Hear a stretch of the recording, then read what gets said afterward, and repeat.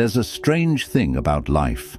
It gives its hardest lessons to the people who care the most, who try the hardest, who love the deepest.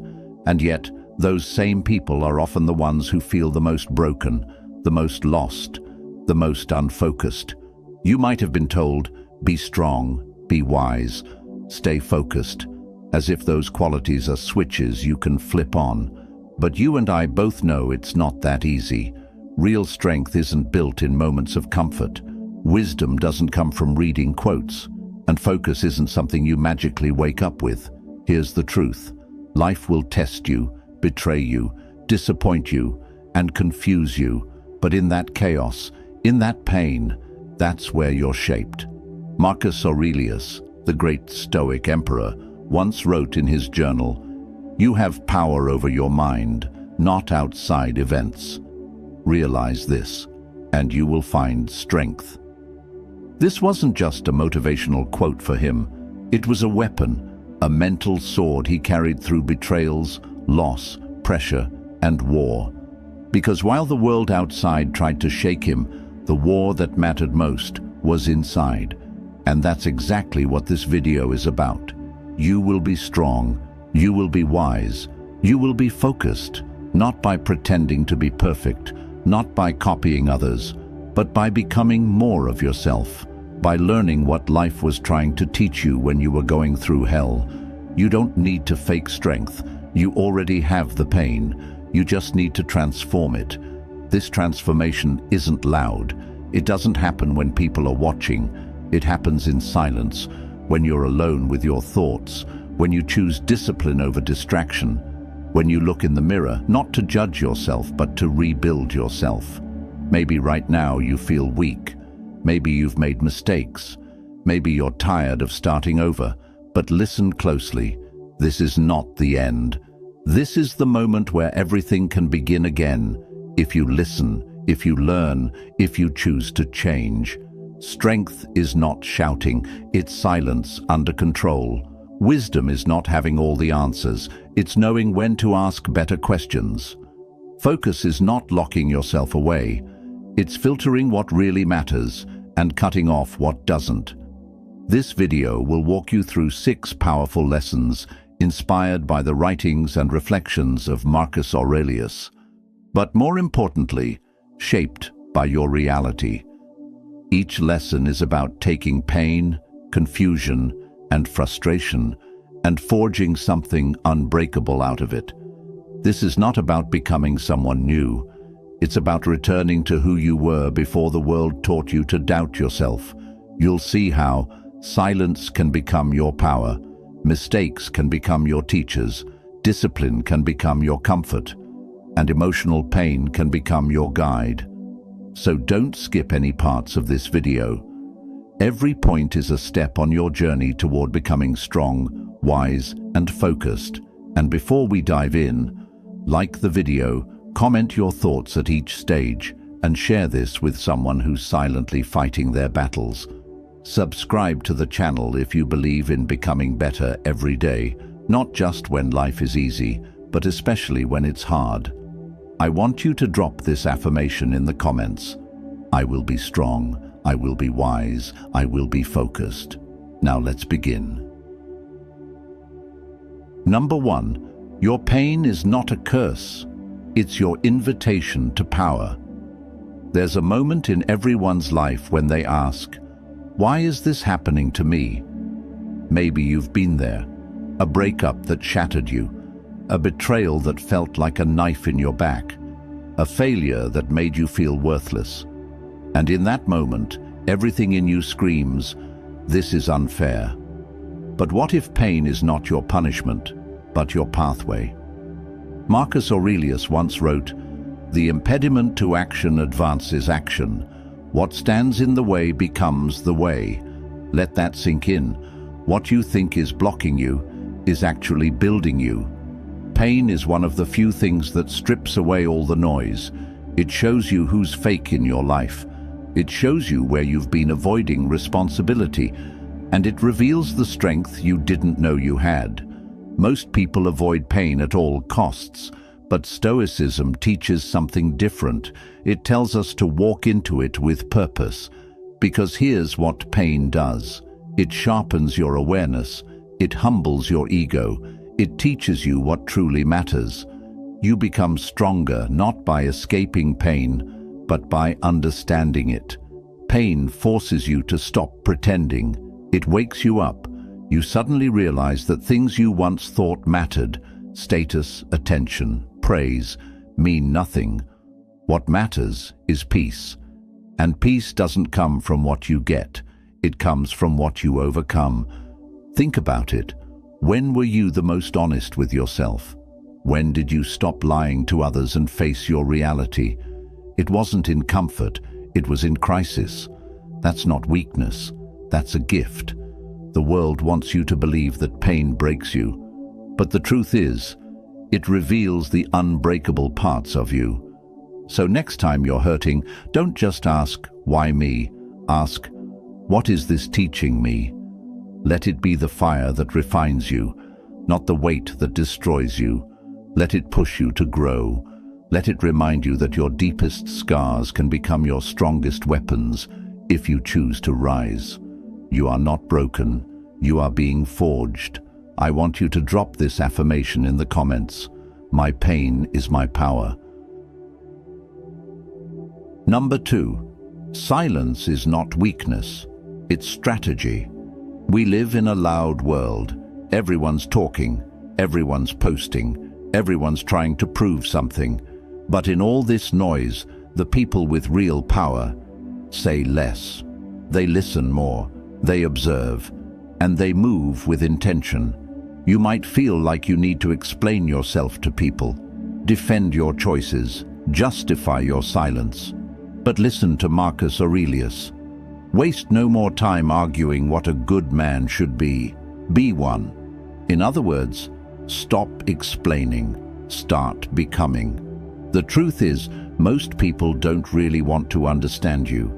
They just want to confirm their own opinions. When you're silent, you're not hiding.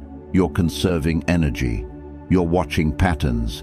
You're mastering control. Because silence gives you space. Space to think, to feel, to grow. A focused mind doesn't chase every distraction. A wise heart doesn't react to every insult. And a strong soul doesn't announce every move. You know who's in control? The person who doesn't feel the need to prove it. When you stay silent, you stop feeding toxic people. You stop giving away your energy to the wrong places.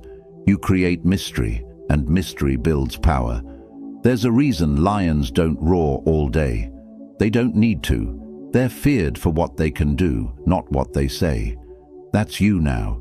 Every time you choose silence over drama, patience over reaction, you're building an inner fortress. You're not suppressing your emotions, you're refining them. And that kind of control, that's rare, that's strength. Don't confuse silence with weakness. Weakness is being loud with no purpose. Strength is being quiet, with clarity. Even in relationships, silence is power. You don't need to chase someone to prove your worth. Your absence will say everything. If they truly valued you, they'd notice the silence more than your words. And if they don't, then you just saved your energy for something better. Silence doesn't mean you don't care.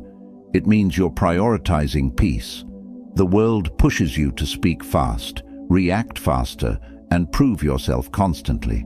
But you're choosing stillness, and stillness is power.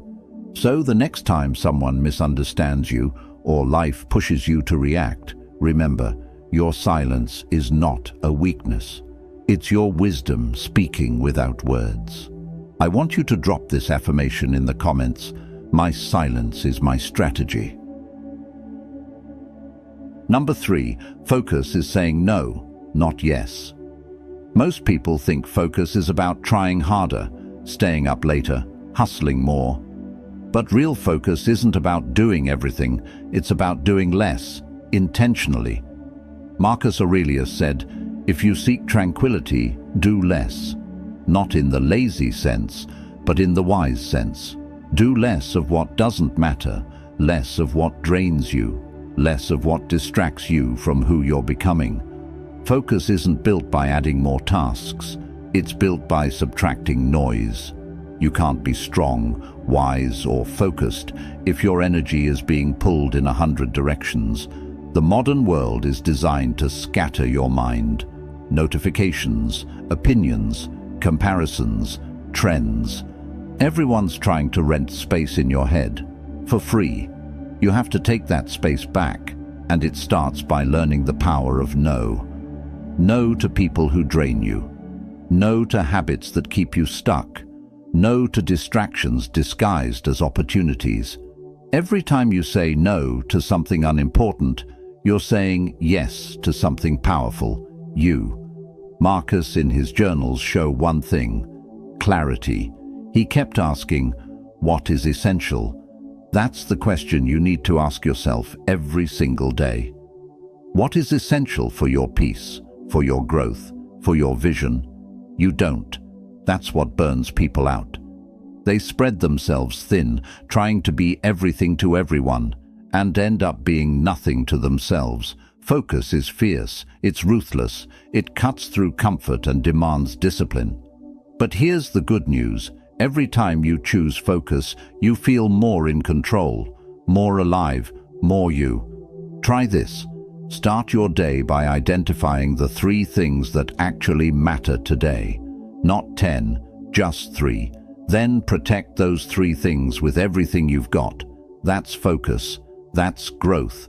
And if someone doesn't understand your focus, that's fine. They're not supposed to. It's not their journey, it's yours. You don't need to explain your discipline to people who are addicted to distraction. You just need to keep building, because the more focused you are, the less approval you'll need. And that, right there, is freedom. I want you to drop this affirmation in the comments. My focus is my freedom. Number 4, wisdom begins when you question your own ego. There's a strange illusion we all fall into, thinking we already know. I know what I'm doing. I know who's wrong. I know what's best. But Marcus Aurelius reminds us, if someone is able to show me that what I think or do is not right, I will happily change. For I seek the truth by which no one was ever truly harmed.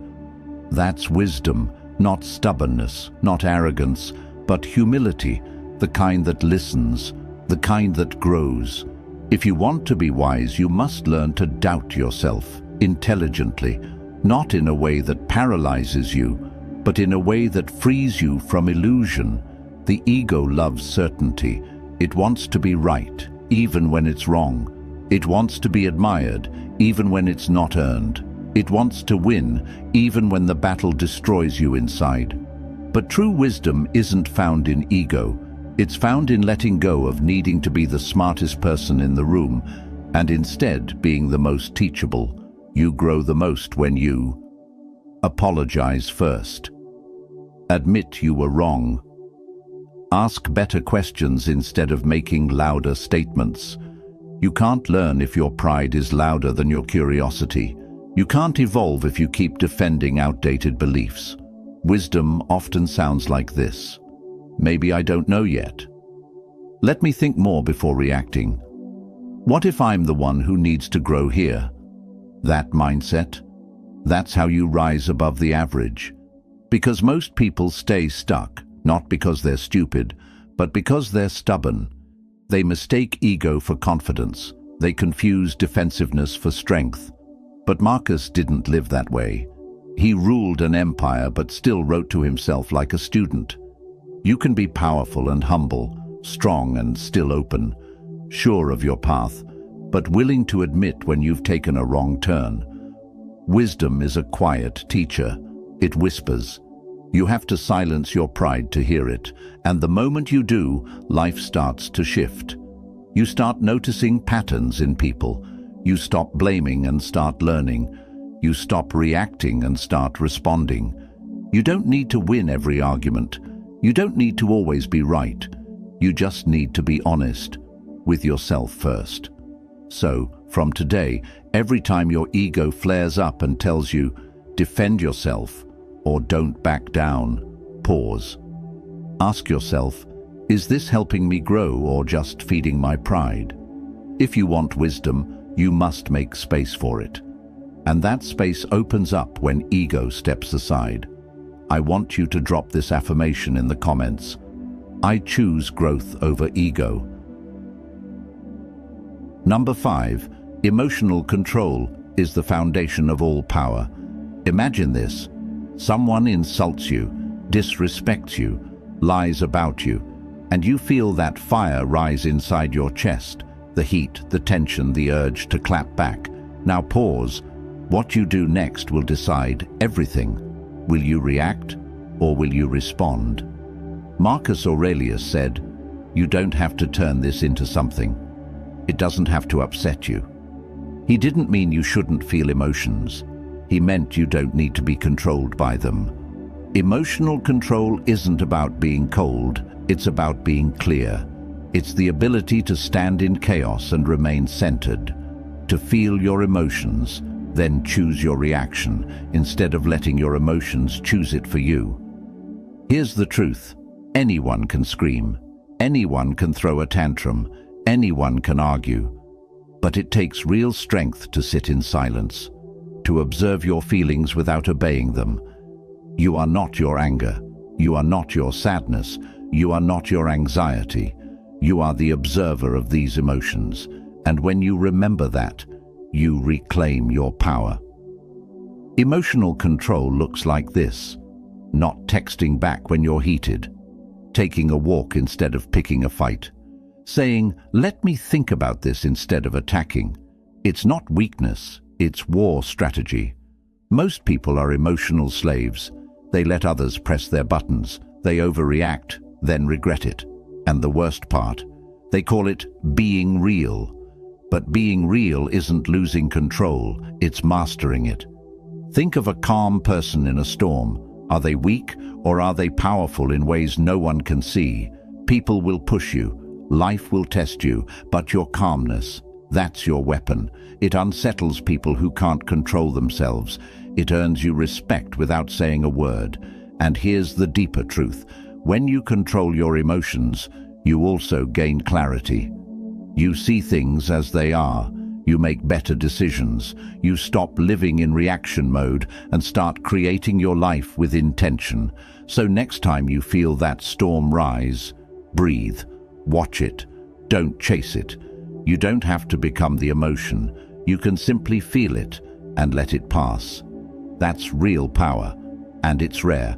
Be the rare one. I want you to drop this affirmation in the comments